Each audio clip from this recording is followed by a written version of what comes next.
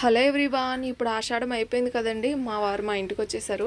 పెళ్ళైన ఫస్ట్ ఇయర్లో వచ్చిన ఆషాఢానికి ఇలాగా వస్తారనమాట ఇవన్నీ తీసుకుని. ఈ పువ్వులు అయితే రాజమండ్రి నుంచి తీసుకొచ్చారు. మన ఇంట్లో ఏమన్నా పెళ్ళిళ్ళు ఫంక్షన్లు అలాంటివి అయితే రాజమండ్రి బెస్ట్ ఆప్షన్ అనమాట పువ్వులకి. మనకి ఏ కలర్స్ కావాలన్నా ఏం పువ్వులు కావాలన్నా అక్కడ అన్నీ దొరుకుతాయి అనమాట.